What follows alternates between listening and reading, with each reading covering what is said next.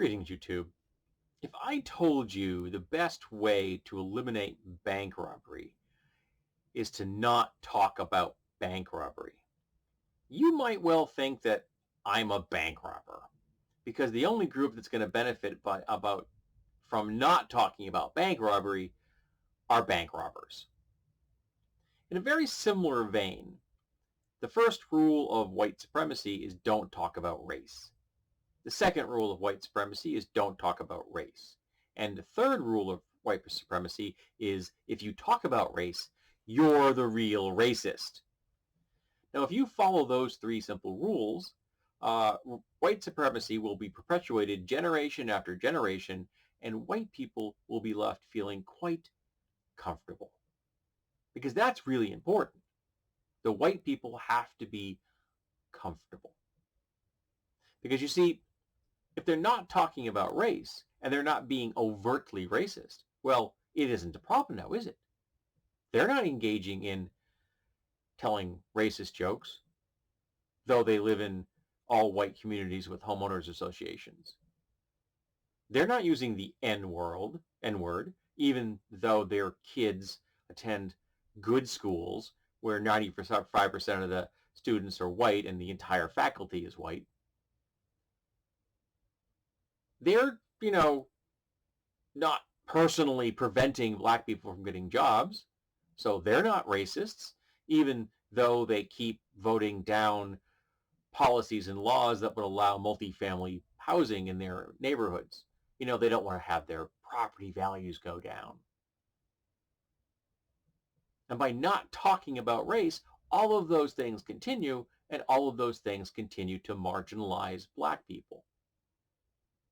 Of course, I haven't even touched on law enforcement yet, which is founded on white supremacy. It was laid down as white supremacy. And the systems and laws are so ingrained. The system itself is white supremacist. Even if you had a precinct of nothing but black people, from top to bottom, they would still be engaging in supporting white supremacy. How? Because the laws that exist on the book disproportionately target black people. There are laws against homelessness, which baffles me. Why is it against the law to be homeless? But because statistically, people of color are more likely to fall into that category, those laws will disproportionately affect people of color. And it goes like that for law after law after law. So even if all the police and all the detectives were black, they would still be endorsing and supporting a system that is white supremacist and hurting their own community. It's horrible that the system itself is so warped that even members of that own group can't save themselves, can't stop the oppression. If they're part of the machine, they're part of the problem. And all the while, all the white people, even those that consider themselves to be liberal, feel comfortable because they're not being overtly racist.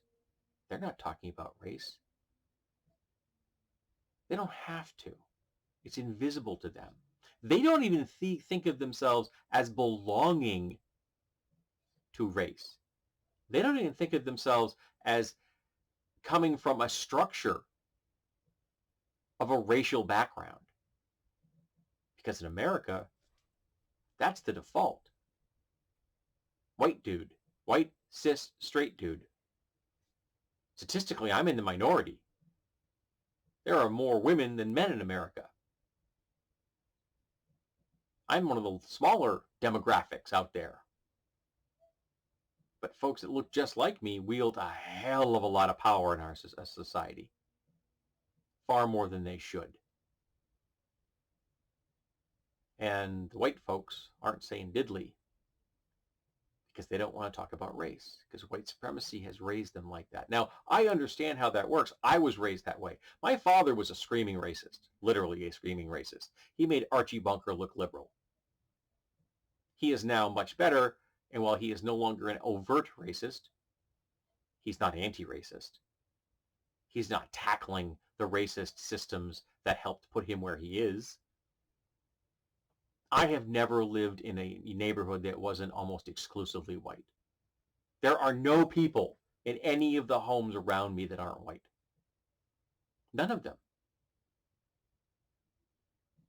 I didn't try for that. I just found a house that fit my budget and met my needs. But in the process, the system put me where there's just white people, like it always has. And my mother raised me in that don't talk about race kind of thing, to the point where if I were to describe someone to you and have to bring up their racial characteristics to describe them, I felt guilty just saying that the guy in the John Deere hat was black. Just saying that out loud sounded like a violation because I was talking about race. And good people didn't do that. Now, it was okay if black and brown people talked about race because, they live in a racist world. A racist world created by people that look just like me. Racism isn't a problem that black people and brown people and Asian people and indigenous people can fix because they didn't create the system. White people did. It's in the name white supremacist, white supremacy, white nationalism. It's right there in the front. Starts with a W. We created it. And unless we disassemble it, unless we deconstruct it, it is going to continue to exist forever. So long as we don't talk about race. So long as there are chuckleheads out there who will say, if you talk about race, you're the real racist. We're not in a post-racist world. Racism is real. It's oppressing and suppressing people every day. It is literally killing them in the streets. It is starving them. It is freezing them to death. It is killing them by 1,000 cuts. And it is the white people of the world that are wielding the knives. So we have to disassemble the system that we made. And we're not going to get anywhere if we don't talk about race. That's the first step. Just admit it is reality. But that is really hard for a lot of people. It took me a while to get to that stage for myself. And I tried. Most white people aren't. They don't have to. You see, racism isn't a problem that bothers them.